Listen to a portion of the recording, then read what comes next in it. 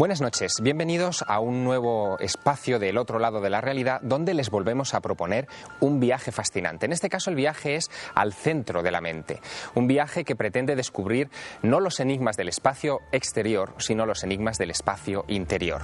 Hablaremos de la hipnosis, de un concepto que durante muchos años se ha asociado televisivamente a personas que pierden el control sobre sí mismos, a personas que en estado casi de somnolencia, de sueño, de hecho la palabra hipnosis viene del griego hipnos, sueño, son capaces de toda clase de proezas extraordinarias. Pero alejándonos del espectáculo, vamos a proponer una nueva visión de la hipnosis, algo que forma parte de la vida cotidiana, tanto que probablemente muchos de ustedes han estado hipnotizados en vida por cuestiones tan dispares como, por ejemplo, la pequeña pantalla, la televisión. La publicidad en televisión en muchas ocasiones está diseñada de manera deliberada para sugestionar, para hacerles entrar en un estado paralelo de conciencia, para invitarles al consumo o para invitarles a votar. De hecho, por ejemplo, en las elecciones norteamericanas recientes, la publicidad estaba precisamente diseñada de una forma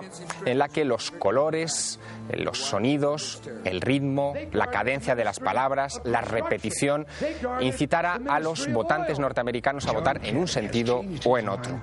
Incluso cuando conducimos, cuando estamos en una carretera transcurriendo por altas horas de la madrugada por un camino o por una autopista, a veces también conducimos en un estado de semi-hipnosis.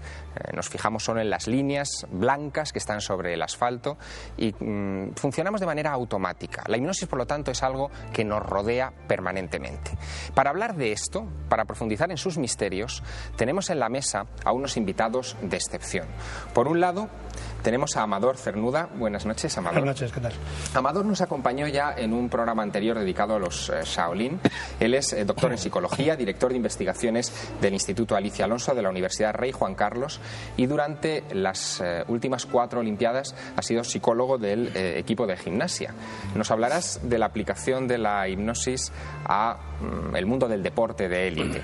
También tenemos en mesa a Ramos Pereira. Buenas noches. Buenas noches. Ramos es periodista, presidente de la Sociedad Española de Parapsicología y vicepresidente del Club Siglo XXI. Ramos, esto que veíamos como periodista de la publicidad de las elecciones norteamericanas es algo que sí que tiene un poco de componente hipnótico, ¿no? Sí, eso sin lugar a dudas.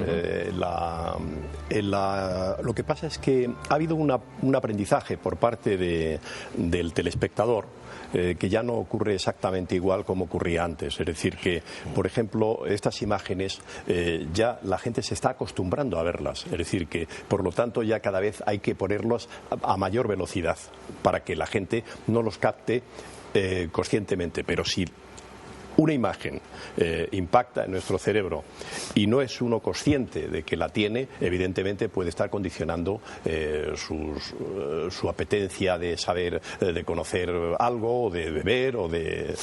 Sí. Pero, Amador, por ejemplo, se hablaba, la teoría es que si se coloca una imagen cada un 24avo de segundo, se puede, digamos, transmitir una información que el receptor no ve conscientemente, pero sí ve inconscientemente. Bueno, la capacidad de percepción del ojo humano es impresionante. Y cómo eso llega al cerebro todavía es en muchos casos un misterio. Lo cierto es, en los trabajos que hemos hecho nosotros, a 4 milisegundos somos capaces de leer la página entera de un periódico y como en todo ese texto escrito existe una palabra que a ti emocionalmente te vincule, automáticamente das una señal registrable en un electrocefalograma o en cualquier unidad fisiológica. O sea que a esa velocidad captamos la información. Si esa información de alguna forma entra en algún tipo de necesidades propias, que es lo que utiliza la publicidad subliminal o este tipo de intervenciones, rápido salta un esquema en que se afecta la capacidad de la atención selectiva y el cerebro coge eso como un elemento muy importante. Y lo grave de esto, en algún sentido, es que esto sigue trabajando cuando perdemos conciencia, porque muchos de estos estímulos subliminales se quedan ahí archivados a nivel preconsciente y cuando pierdes conciencia, te echas una siesta, te duermes, pues se reactiva toda la información y obviamente produce un efecto en tus líneas de pensamiento que puede modificar una opinión o puede que compres un producto, que votes un partido político concreto. El cerebro es una extraordinaria esponja, además de un complejísimo ordenador, por poner un símil pobre, porque realmente un ordenador no llega a las capacidades de control que tiene el cerebro humano. Y para comprobar hasta qué punto el cerebro es una esponja, hasta qué punto somos sugestionables y cuáles son los límites que tiene nuestra percepción en un estado de conciencia especial como es el de la hipnosis, hemos invitado a nuestro plató a Ricard Bru. Buenas noches, Ricard. Buenas noches. Ricard, además de hipnólogo y diplomado en psicología clínica, es director del Instituto Flashback de Málaga. Dirigiste hace algún tiempo un programa de televisión, trabajaste en un programa de televisión llamado Flashback, precisamente, donde pasaron 400 personas a las que sometiste a hipnosis. Aquella experiencia fue extraordinaria, incluso para la televisión mundial, ¿no? Fue un poco de récord, porque había que contar que cada semana teníamos 6 personas en plató, donde se les hacía una regresión. Una regresión para intentar solucionar problemas, para investigar, para hablar de sucesos. Y sí, realmente eso fue un trabajo ingente, pero yo me siento muy satisfecho de aquella época. Una de aquellas 400 personas fue María José Romero. Buenas noches, María José. Buenas noches. Eres ama de casa, vienes de Sevilla y nos acompañas esta noche porque vas a dejar que Ricard Bru otra vez te coloque en estado de hipnosis. Bien, me gustaría preguntarte, tú el estado de la hipnosis, después de haber ya pasado por esta experiencia, ¿cómo lo sientes? O sea, ¿cómo lo ves? Es algo demasiado especial. Cuando lo vivo es una cosa bastante fuerte. Y luego con el tiempo, ya después de vivir todas estas experiencias, le va sacando una parte bastante buena, bastante positiva. María José va a ayudarnos a una experiencia con Ricard que va a consistir en hacer un viaje al pasado de María José. Queremos retroceder a su infancia, ver qué recuerdos, qué cosas se pueden extraer con la hipnosis de su etapa infantil. Vamos a intentar viajar incluso un poco más allá, al seno materno, y vamos a intentar incluso franquear esa barrera y llegar a lo que pueda haber antes del nacimiento. El viaje promete ser interesante. Ricard, me gustaría que acompañaras a María José al sillón que hemos preparado y que comenzaras a explicarnos, a la vez que estás induciéndola en estado de hipnosis, cómo es el proceso. Por favor. Vamos. Ricard y María José se aproximan a ese set que hemos preparado especial. Siéntate, en una esquina de nuestro plató. Adelante, Ricard. Bien, lo importante, sobre todo para nuestros espectadores, es que ella es una sujeto que ha sido hipnotizada varias veces, no es la primera vez, por lo tanto irá muy rápido, no es lo frecuente, ni siquiera es lo normal. Pero cuando un sujeto ya se ha experimentado, es muy rápido. Pero la base siempre es la relajación previa. Ella lo cogerá a gran velocidad, pero que no sentemos como precedente que la hipnosis se puede hacer así de rápido, sin preparación. Es justo lo contrario, con mucha preparación se puede hacer. Adelante. Bueno, cierra los ojos. Ahora, cuando yo cuente hasta 3, quiero que pienses que tu cuerpo va a sentirse muy relajado, muy distensionado, y tus brazos van a estar muy flojos. 1, 2, 3. Esa sensación irá aumentando sin esfuerzo. La frente, la cara, tu otro brazo, flojo, flojo. Tanto es así que muy pronto la sensación de descanso será intensísima, muy intensa. Piensa en tu brazo derecho, solo tu brazo derecho. Cuando cuente hasta 3, cierra muy lentamente la mano derecha. 1, 2, 3. Aprieta ligeramente. Más, más. Ahora vas a estirar este brazo completamente. Completamente. Bien. Quiero que pienses que este brazo ahora va a coger una gran rigidez, una rigidez absoluta, completamente rígido. 1, 2, 3. Tanto es así que es completamente imposible doblarlo.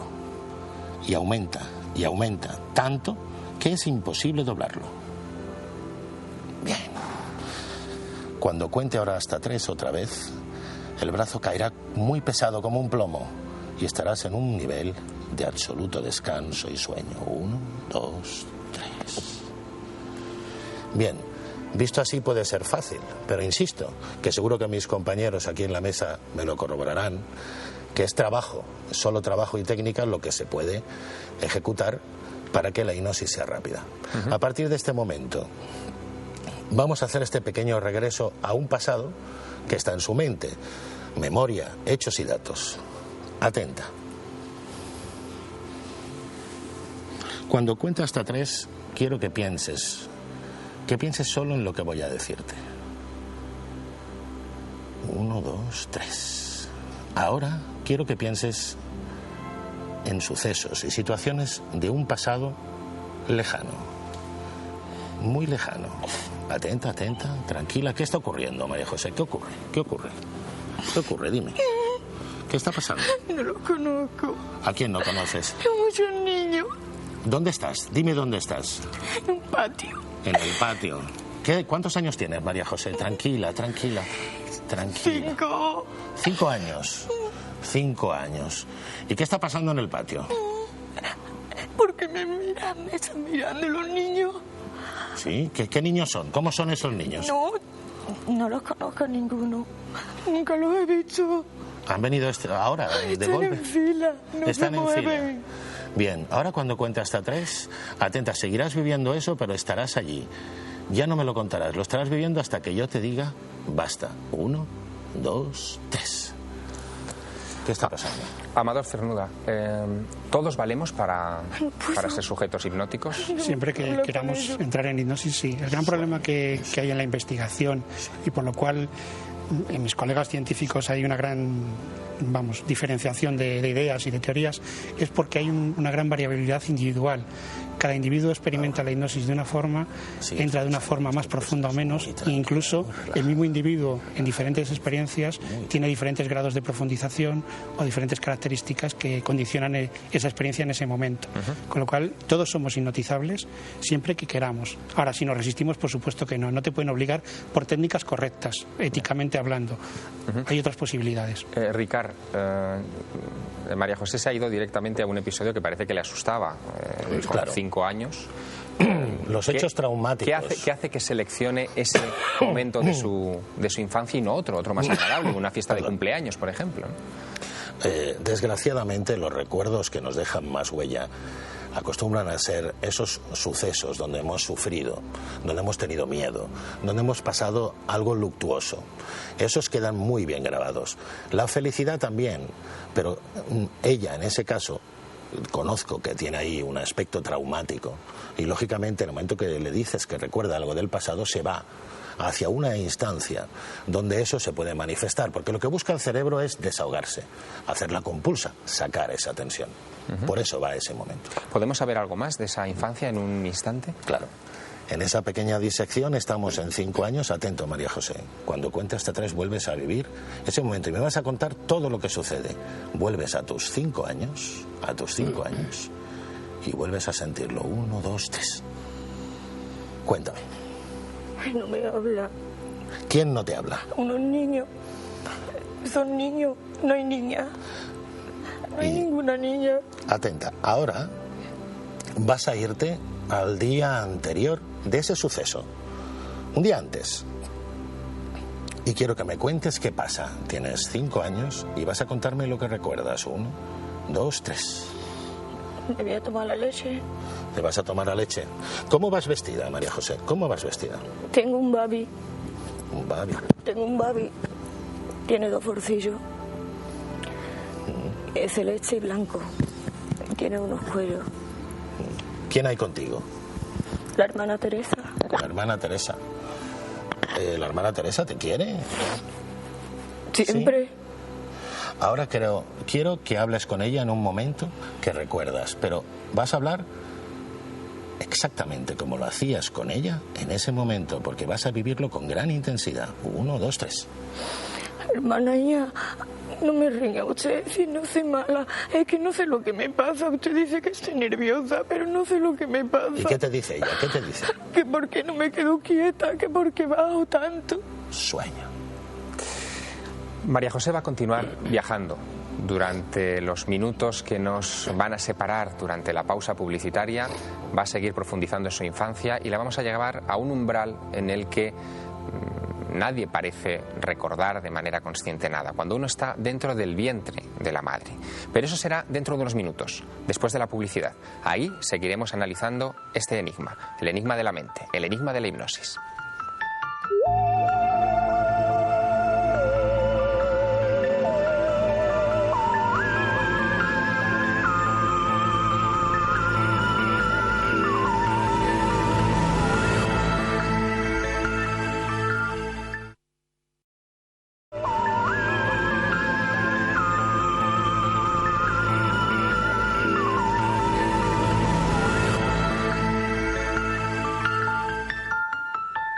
Proseguimos nuestro viaje en el interior de la mente de María José Romero, una ama de casa sevillana que se ha puesto en manos de Ricard Bru, que desde hace unos minutos está llevándola de viaje a su infancia. Ahora queremos, Ricard, hola, buenas noches otra vez. Hola. Queremos, Ricard, que conduzcas a María José un poco antes de esos 5 años que antes nos estaba describiendo con esa, con esa forma tan viva, ¿no? De esa forma tan viva. Ha ido a buscar su recuerdo traumático, pero vamos a ponerla en otra edad. Atenta, cuando yo cuente hasta 3 quiero que te olvides por completo de lo que has estado contándome. Ahora quiero que busques tus 14 años. 14 años. Cuando yo cuente hasta 3 vas a coger un día de verano de tus 14 años. 1, 2, 3. Estás ahí, siéntelo, vívelo.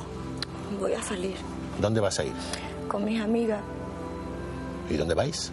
A dar una vuelta. Ahora, cuando yo vuelva a contar hasta 3, no me lo cuentes. Lo estás viviendo, lo estás sintiendo y así me lo vas a narrar. 1, 2, 3. Tranquila. Sin levantarse. Cuéntame. Habla. Hola. ¿Con quién estás hablando? ¿Con quién? Estoy hablando con un hombre que hay en la puerta del hospital, de un hospitalito. ¿Y qué haces en el hospital? Ahí voy a ver los enfermos que hay una niña y la han abandonado. Alto. Ahora quiero que hagas lo que voy a decirte. Estás viendo a esa niña y hablas con ella recordando exactamente lo que dijiste e hiciste. ¡Ya! Hola, Manoli. He venido a verte. No me he olvidado. Es como no me olvido de ti. Dame un besito. Ay, tú no te puedes levantar, pero yo vengo a verte. Atenta, sueña. ¿Quién es esa niña? ¿Quién es? La abandonaron. La abandonaron. ¿Y por qué vas a verla? ¿Por qué? No lo sé. No lo conozco. Sueña. Ricard, mientras la guías, no a los 14 años, sino hacia atrás, en el tiempo, aproxímala a su más tierna infancia y después hasta el seno materno. Mientras la guías a eso, déjame que hable con nuestros invitados y les pregunto una cosa. Ramos Pereira, hace algunos años, en los 70, llevaste este asunto de la hipnosis incluso a la universidad, a la Universidad Autónoma. ¿Cómo fue aquella experiencia? Porque, claro, estamos hablando de algo que ya estamos acostumbrados a ver en televisión, pero en aquella época me imagino que nadie sabía nada de esto. Sí. Efectivamente, año 74, 75, 76, yo entré en la Cátedra de Humanidades con el profesor de Solas y allí hicimos un curso de técnicas Psi Omega, que son técnicas de interiorización de los estados de conciencia. Y estuvimos dando un curso completo que asistieron entonces los príncipes de España, entonces, todavía no reyes, y se mostraron muy interesados en estas técnicas. Y luego doña Sofía se matriculó en este curso, se matriculó en Humanidades después, y Gratiniano Nieto me propuso, el rector de la Autónoma, me propuso que fuese interfacultativo, porque había alumnos que querían dar el curso, seguir el curso, y que eran de otras facultades. E hicimos 2 cursos más interfacultativos, sí. Supongo que la experiencia de introducir la hipnosis en la universidad no fue del todo fácil, Amador, que habría su resistencia, sobre todo en la Facultad de Psicología, ¿no? Sí, claro, porque es un tema muy maldito, ¿no? Históricamente la hipnosis tiene una trayectoria que se pierde en los tiempos. Y en la propia historia de la psicología, la psiquiatría, obviamente el gran momento es cuando Freud elabora el psicoanálisis. Pero el gran problema que hubo es que luego Freud repudió la hipnosis.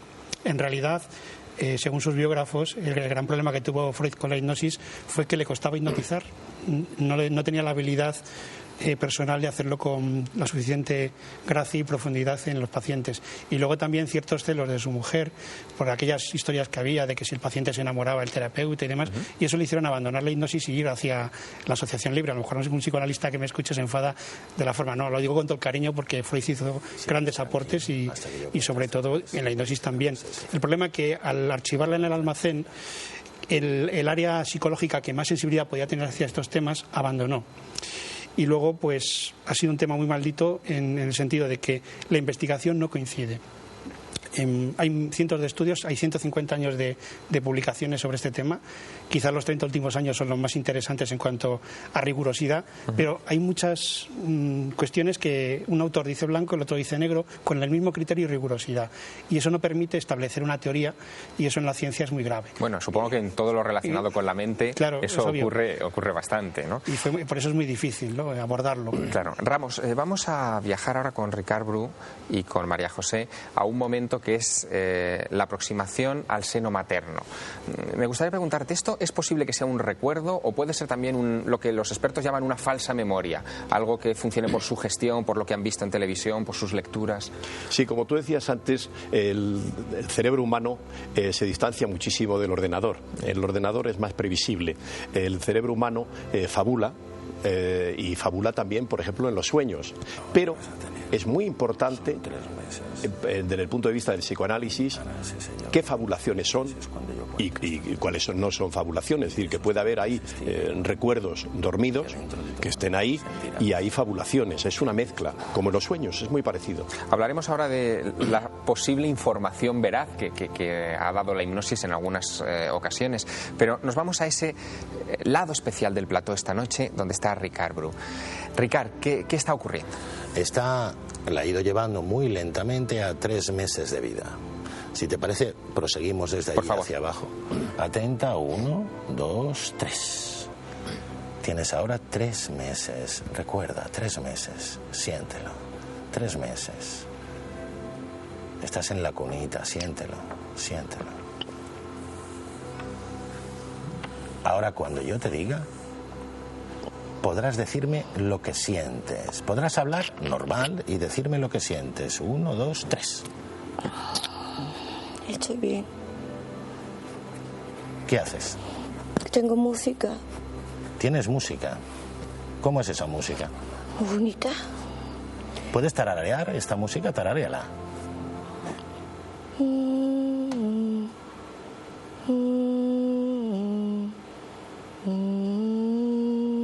Bien, ¿y esa música sale de algún aparato? No.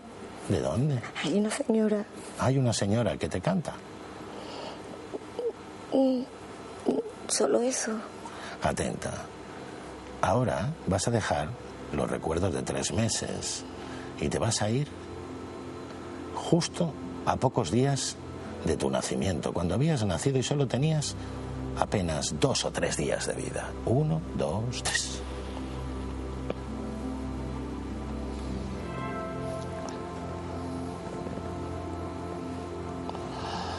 Ahora, ¿qué sientes? Háblame y dime lo que sientes. No estoy a gusto. ¿No estás a gusto? ¿Por qué no estás a gusto? Que no quiero que me saquen a la calle.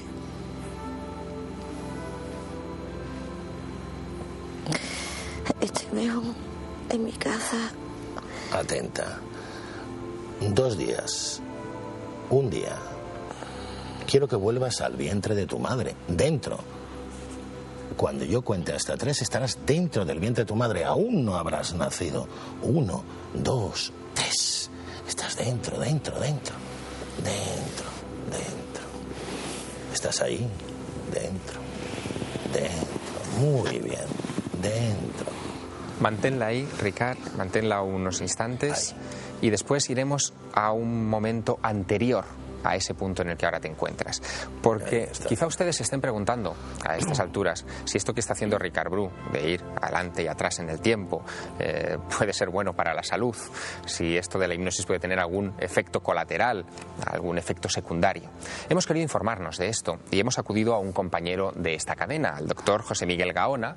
Él presenta, como ustedes saben, el espacio Desde Dentro en esta serie de programas de Madrid no duerme, y a él le hemos preguntado por esos efectos secundarios, si puede haber algo en la hipnosis que sea pernicioso para la salud, y esto es lo que nos respondía.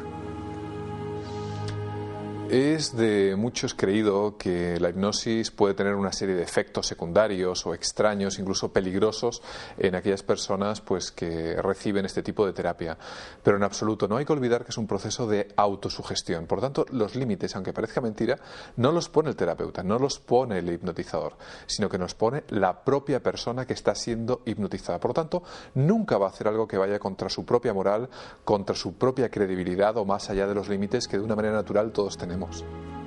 Eso nos lleva a ese punto especial de las hipnosis que ustedes han visto frecuentemente en televisión, donde se ve a personas haciendo cosas que presumiblemente nunca harían en un estado de vigilia, actitudes ridículas, quedarse desnudos o cosas por el estilo. Eso, como nos decía el doctor Gaona, sucede en personas que ya antes de someterse a la hipnosis pues tienen una tendencia a hacer este tipo de cosas.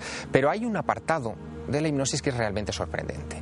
Hemos sabido que durante, por ejemplo, las 2 últimas guerras mundiales, cuando faltaba anestesia en los frentes de batalla, se utilizaba la hipnosis como sustitutivo. Incluso sabemos que ya en el siglo XIX se utilizaba la hipnosis para arrancar muelas, es decir, para que no le doliera al paciente. El doctor Gaona nos habla de esto. La hipnosis se ha utilizado con bastante éxito por ejemplo, en operaciones, por supuesto, como un método anestésico, desde aquellas más menores, algunas otras que entrañan ya cierta complejidad y riesgo.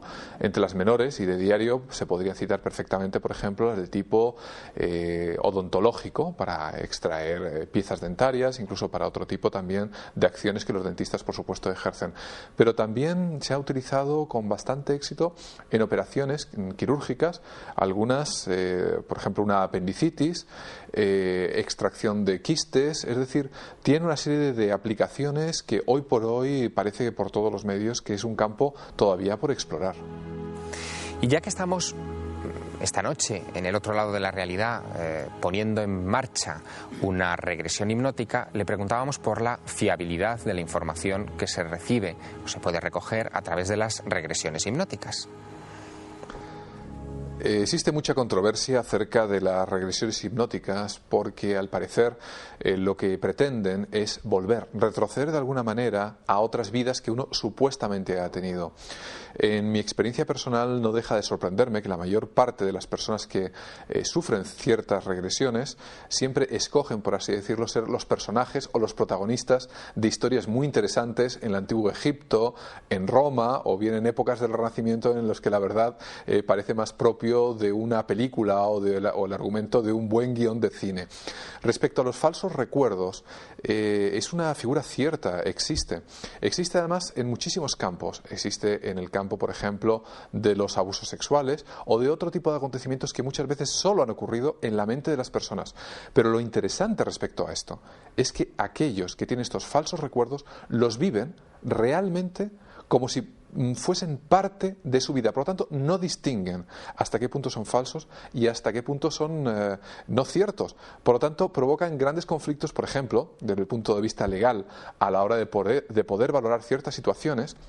La ciencia, la psicobiología, ha adelantado bastante en los últimos 2 o 3 años, y de hecho hay un número de experimentos, especialmente con la tomografía de emisión de positrones, que es una técnica analítica por el que se puede ver la actividad cerebral, porque se ha visto algo muy curioso. Los falsos recuerdos se producen en un área del cerebro totalmente distinta a los recuerdos verdaderos. Por lo tanto, creemos que en un futuro muy próximo se podrá dilucidar con mucha efectividad cuáles son verdaderos y cuáles son falsos.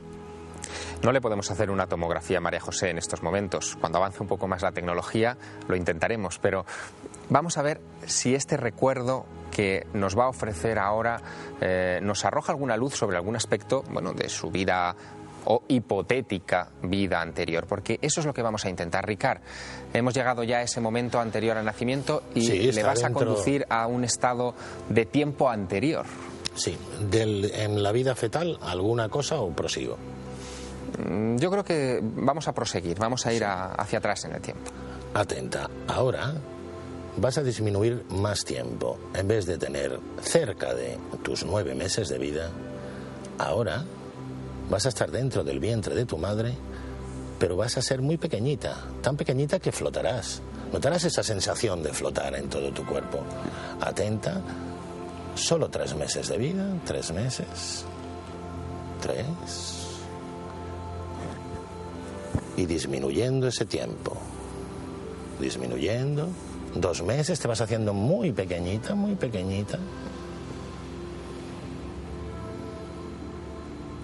mes, muy pequeña eres, 15 días, 3 días de vida. Ahora, atenta. Cuando yo te vuelva a contar hasta 3, irás al instante, a ese momento que se generó tu vida. 1, 2, 3. En ese instante. Y dime ahora, en ese instante, ¿qué es lo que ves? ¿Qué ves en ese instante? Háblame, puedes hacerlo, háblame. ¿Qué estás viendo? ¿Qué ves? ¿Qué ves? No puedo ver bien. ¿Qué ves? Dime qué ves. Está azul.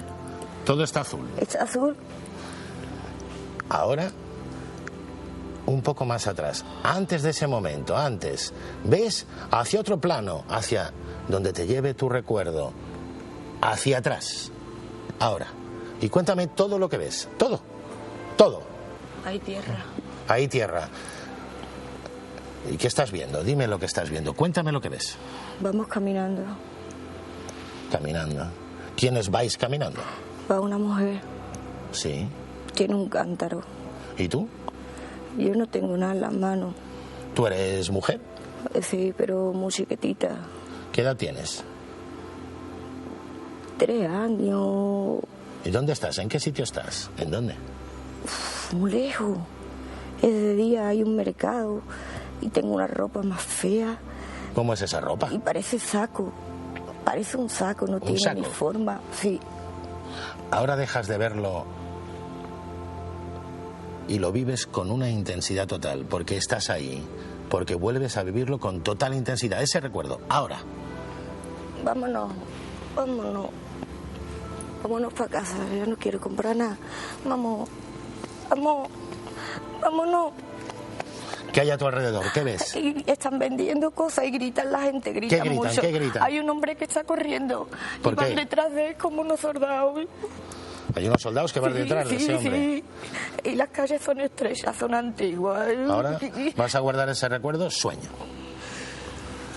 Ha hecho uno de los típicos pasos después del feto, se ha instaurado en una historia que podríamos, a partir de ahí, el tipo de preguntas, cómo le pregunte y hacia dónde la lleve, pues nos irá enriqueciendo.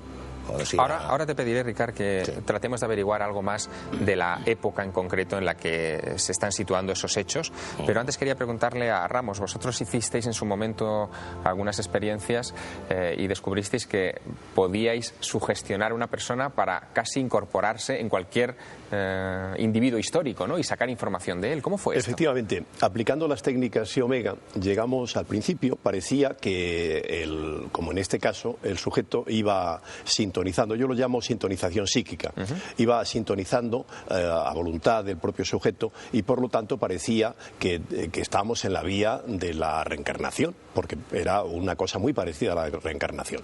Hasta que descubrimos que se puede forzar a voluntad un personaje u otro. Es decir, nosotros elegimos una lista de 2000 personajes históricos y lo hacíamos por sorteo y lográbamos que el sujeto sintonizase con uno u otro. Pero lo que es muy curioso es que sintonizando con uno u otro obteníamos información en algunos casos que no estaba en los libros de historia y en algunos otros hemos llegado a descubrir algún fenómeno, alguna cosa que ha ocurrido a este sujeto que posteriormente se ha descubierto. Por ejemplo, que ha podido ser validada la información. Sí. Por ejemplo, en el caso concreto de Santa Teresa de Jesús, nosotros tuvimos la evidencia de que ella estaba en su celda y que en la parte superior de la celda tenía una cocina. Y nosotros fuimos allí al monasterio y nos dijeron que no, que nos enseñaron la celda, que no había ninguna cocina. Volvimos al cabo de unos cuantos años y unas obras posteriores descubrieron que en la parte superior de la celda sí había una cocina.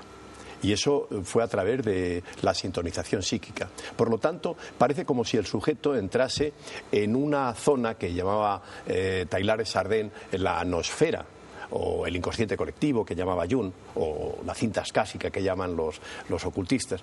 Pero parece como si hubiese una zona donde ciertos dotados, ciertos sujetos, en determinadas actitudes, en determinados momentos, son capaces de drenar esa información y obtener datos que no están al alcance de los demás.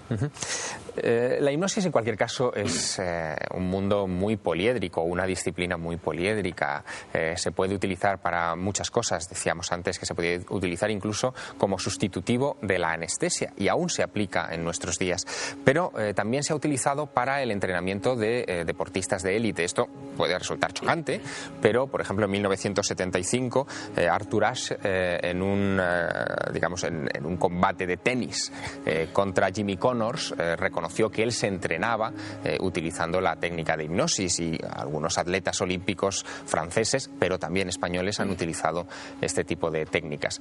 Amador Cernuda ha utilizado estas técnicas. Me gustaría que nos explicaras un poco cómo se aplica la hipnosis, o esa parte de la hipnosis, en el entrenamiento de atletas. Sí, en el entrenamiento de atletas la hipnosis la utilizamos en dos vertientes. Como tal hipnosis, que ya es un elemento que favorece el equilibrio, la concentración y demás, simplemente por hacer hipnosis, y luego como herramienta para potenciar otros elementos.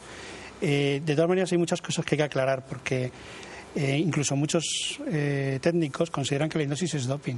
Pero no es doping, por un simple motivo, porque nadie va a participar en una competición hipnotizado, que es algo que no hay que olvidar. Cuando se habla de entrenamiento hipnótico con atletas, no se hipnotiza a los atletas para la competición, porque además una de las características de la competición, de la hipnosis, es que se reduce el nivel motor, con lo cual un atleta hipnotizado no tendría capacidad de ejecución adecuada, y menos en un deporte profesional o de élite. ¿Y cuándo se utiliza entonces? La hipnosis se utiliza durante todo el proceso de entrenamiento, porque es una disciplina como puede ser la física, y durante ese proceso de entrenamiento se van elaborando habilidades y desarrollándolas. La hipnosis te permite superar muchos temas personales, te incrementa la autoestima, te incrementa la concentración, la motivación, sirve para potenciar las técnicas de visualización, mejorar técnicas. Por ejemplo, en un tenista, un tema que tienen todos los técnicos que cuesta mucho, el tenis está súper estudiado científicamente, y muchas veces se sabe que un tenista falla porque la empuñadura es incorrecta. En vez de ponerle la mano así, hay que girarla un poquito para acá. Pero claro, como el individuo lleva años trabajando así, hacer este cambio es muy difícil. Entonces cogemos con la hipnosis, potenciamos un sistema de visualización para modificar esta posición, y de esa forma lo que a nivel normal cuesta muchísimo se reduce en una mitad de tiempo y se puede el individuo alcanzar una perfección técnica. Luego es muy importante la aplicación también para estudiar y predecir incluso el propio deporte, que ahí entramos en técnicas parecidas a lo que está haciendo Ricard, que es de tipo regresivo o progresivo en el tiempo. Igual que estamos regresando en el tiempo, podemos progresar. Y muchas veces podemos hacer un test previo de lo que un individuo puede sentir, padecer o cómo está de seguro ante una competición futura, haciendo una progresión en el tiempo. Imaginariamente la mente tiene esa capacidad. Entonces en hipnosis hacer la progresión y dice, ya estamos en la Olimpiada. A ver, ejecuta tu ejercicio. Entonces, esa ejecución mental proyectada en el futuro, que obviamente es imaginaria, te da y te delata los puntos débiles del individuo, donde está inseguro, y puedes hacer una valoración muy interesante para completar su técnica futura. Caramba. Y lo mismo, a veces hay deportistas que alcanzan un altísimo nivel y no saben cómo lo han hecho. Estos estados que ocurren, el flow feeling y el winning feeling, que se escribe mucho en la literatura, de pronto el sujeto hace una super ejecución, pero no tiene conciencia de cómo lo ha hecho, porque es un momento en que la mente ha saltado, y podemos estudiarlo mediante regresión, es extraer esos elementos. Es decir, que el cerebro es casi como la máquina del tiempo de Herbert George Wells, es la que nos permite viajar hacia atrás, retroceder o progresar en el tiempo. Habíamos dejado a María José en un estado pre-nacimiento, en una época prenatal, en una época que nos gustaría poder situar. Ricard, te invito a que le hagas las preguntas para situárnosla en la época y que poco a poco la vayas sacando de ese trance y regreséis a la mesa con nosotros. Atenta, cuento hasta 3. 1, 2, 3... Intenta buscar en tu mente en qué época estás, qué año es. Atenta, ¿qué año es? 800 y algo. Búscalo exactamente. 839. 839. 40. 39, 40. Bien. 839. ¿En qué parte? ¿En qué parte? ¿Qué lugar? ¿Qué lugar es el que está cerca de ti? ¿Qué lugar? ¿Cómo se llama ese lugar? Yo no sé. Egipto. No sé. Sueña. Un pequeño paréntesis solo porque ahí ha pasado algo muy interesante al haber sido una pregunta al azar sobre fechas y datos que no sé si nos dará tiempo de hablar. Me dices que la saque del estado. Atenta, cuando yo cuente hasta 3, quiero que todo esto lo recuerdes todo, pero que vas a salir de este estado de concentración y de relajación muy bien, muy tranquila, muy relajada, muy positiva, muy bien. Irás dejando este estado gradualmente. Cuento hasta 5 y saldrás perfectamente de él. Volverás a ser tú en todo momento, volverás a tu tiempo y hora actual. Atenta, 1, 2, despejando, estirando los brazos, 3, estira, 4, 5. Hola María José, ¿estamos bien? Bueno. Mientras os acercáis a la mesa, Ricard y María José, yo quería introduciros a otra persona que hemos consultado a la hora de elaborar este programa. Él ya es conocido de todos ustedes, es Ramiro Calle, profesor de yoga, fundador del Centro Sadhak, autor de un reciente libro que se titulaba Yoga para Todos, y le hemos preguntado si los estados de meditación, algunos estados yógicos, tienen algo que ver con la hipnosis o no, que es algo que en algunos ambientes siempre se ha preguntado. Ramiro, como siempre, atento, ha respondido a nuestros requerimientos. Tienen muy pocos puntos en común. Ya los textos más antiguos, el Mahabharata, los Upanishad, hacían una diferenciación muy clara entre lo que es el estado de sugestibilidad de la hipnosis y lo que son los estados de trance místico del yoga. Lo que sí podemos decir es que en la hipnosis se utilizan a veces técnicas como la relajación y la concentración, pero la hipnosis sigue un camino totalmente diferente a lo que son las técnicas de superación de la consciencia ordinaria del yoga. Aclarada esta duda, es obligatorio darle la bienvenida a la mesa a María José. Hola. Hola. ¿Qué tal? ¿Cómo te encuentras? Bien. Bien. ¿Recuerdas algo de lo que ha pasado durante todo ese trance? Sí. Sí. Lo que mejor recuerdo es un traje que parecía un saco. Como un que saco. tenía puesto como un saco.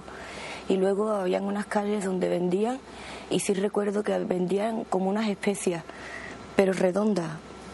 Y unos puestos, era muy pobre, era mucha miseria. La gente descalza, yo también iba descalza, tenía como algo atado, un cinturón que me ataba el mismo saco, no llevaba manga, no estaba ni pelada ni corta, o sea, el pelo me crecía según podía. Y habías dicho también que estabas en 1839, sí. Más. Eso yo más después sí que les daré una indicación del Perfecto. Y también has estado en el seno materno, es decir, Ricard te ha llevado al seno materno. ¿Recuerdas también esa parte? Sí. Ha tenido una orden, perdón, Javier, de que lo recordara todo, porque me imaginaba que le ibas a preguntar, pues activar al máximo la memoria, no dejarla en ningún nivel de aturdimiento, o sea que por eso lo va a recordar todo. ¿Qué querías decirnos de esto de la fecha, Ricard? Sí, porque mis estudios, hombre, que no es que sean de los más elevados, pero sí desde luego han sido constantes, dicen que cuando se preguntan fechas y datos a los sujetos en estado de viaje, para mí esto es el viaje exploratorio de investigación, normalmente si no están asociados a algo que tenga que ver con la cronología, dan una cronología muy arbitraria. Es decir, si es un sujeto que es escribiente de un banco de hace 200 años, muy fácilmente te dará una fecha y unos datos. Pero si es un entorno rural, como parece que ha ido María José, el forzar la fecha no es más que un dato aleatorio, que seguramente tendrá poca importancia. Lo que tendrá importancia es lo que cuenta, pero no los datos específicos. Entramos ya en el capítulo de conclusiones, en los instantes finales del programa. Amador Cernuda, nos has ilustrado sobre toda esa aplicación de la hipnosis al mundo del deporte, pero supongo que tendrá aplicaciones también incluso en el terreno creativo, ¿no? Sí, por supuesto. De hecho, hay muchos artistas que utilizan la hipnosis para buscar inspiración. En Estados Unidos había un caso muy claro, que era una escritora, ahora no me acuerdo bien el nombre, que ella, cuando tenía las mejores inspiraciones, era en el momento de la menstruación, y la hipnosis puede alargar la menstruación, acortarla, provocar en el momento dado o pararla. Y precisamente esta mujer iba al psicólogo para que le alargara la menstruación al máximo, porque es cuando sacaba las mejores ideas para sus escrituras. Eso ya hasta control físico del cuerpo. Y luego hay muchas experiencias de pintores o bailarines también para la coreografía que tienen un interés a este nivel. Ramos Pereira, presidente de la Sociedad Española de Parapsicología. ¿En hipnosis es más fácil, digamos, fortalecer facultades como la telepatía u otras facultades paranormales o no? Pues es posible, porque en la hipnosis se dispara un mecanismo que en el caso concreto del ser humano no se conoce muy bien cómo se dispara, que en los ratones sí se sabe exactamente, que es la producción de endorfinas, que es una droga muy potente. Bueno, alguna de ellas es 50 veces superior a la morfina. Y por lo tanto puede producir, bueno, desde curaciones, alucinaciones, muchísimas cosas que, por ejemplo, pueden explicar por qué la gente se cura sin medicinas, por ejemplo, ¿no? Alguna persona en un momento determinado se le da un fármaco diciendo que tiene un principio activo y luego no tiene nada y se cura como si lo hubiese tomado. Por lo tanto, sí, efectivamente. Ya ven, la mente es una caja de sorpresas que habrá que ir abriendo con cuidado y explorando poco a poco. Ricard y María José, muchísimas gracias por haber estado con nosotros. Nos ha dado una idea, Amador, por cierto, Ricard, que es la de poder hacer progresiones con la hipnosis, que en algún momento creo que tocaremos en este programa. Quedáis emplazados. Muy bien. Y entramos en esos momentos ya finales del programa en los que contestamos a las dudas o a los requerimientos que ustedes, nuestros espectadores, nos hacen cada semana. En concreto, por ejemplo, Andrés Jiménez, de San Lorenzo del Escorial, nos preguntaba si sabíamos, a raíz de nuestro programa sobre profecías, dónde está enterrado en estos momentos Michel de Notre Dame, el famoso médico francés más conocido como Nostradamus. Bueno, hemos investigado a ese respecto y hemos localizado el lugar exacto donde está enterrado. Es este lugar, es la capilla o la iglesia de Saint Laurent en Salon en Provence. Ahí llegó el cuerpo de Nostradamus, o lo que quedó de él, en 1813. Su tumba original fue profanada en 1789 en el convento de Les Cordeliers durante la Revolución Francesa, pero fíjense qué curioso, Nostradamus dejó escrito un epitafio donde decía que su cuerpo estaría enterrado en Saint Laurent, es decir, es casi su última profecía. En ese epitafio anunciaba ya el lugar exacto donde hoy puede admirársele y donde se puede ver esta tumba, en la capilla de Santiago de esta pequeña iglesia de la Provenza francesa. Y vamos de tumbas, porque también nos han preguntado ustedes, se ha formulado la pregunta, la cuestión de si existe algún tipo de tumba templaria, porque alguno de ustedes parece que la ha visitado, en una iglesia de la que hemos hablado en anteriores ediciones de este programa. Es la iglesia de Villalcázar de Sirga, o Villasirga.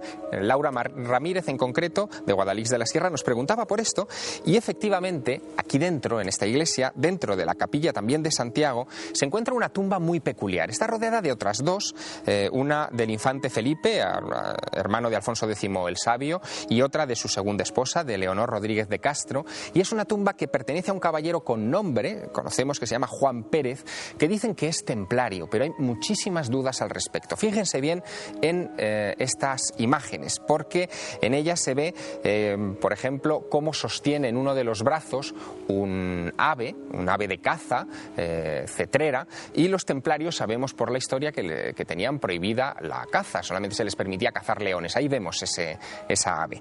Y además, los templarios no solían enterrarse en cajas, sino que se les enterraba con el rostro vuelto hacia tierra. ¿Qué puede ser esto? Realmente lo ignoramos. El sepulcro de Juan Pérez está vacío y nos ha dejado muchas incógnitas a ese respecto. Y queda, desde luego, pendiente una encuesta que teníamos en Internet, a la que ustedes están votando masivamente a través de la página www.telemadrid.es. Lo que hacen ustedes siempre es acudir a la pestaña de programas, buscar el otro lado, hacen clic allí, hacen clic en otro icono que pone encuesta, y han estado ustedes votando y van a seguir votando, porque queremos saber más sobre las los profetas o profecías que les parecen a ustedes más precisos. Les ofrecíamos 4 posibilidades: Nostradamus, Malaquías, las niñas videntes de Fátima o el código secreto de la Biblia. Bueno, los resultados son bastante curiosos. Nostradamus tiene para ustedes un grado de fiabilidad del 28,64%, San Malaquías del 7,73%, muy poco, esto de momento.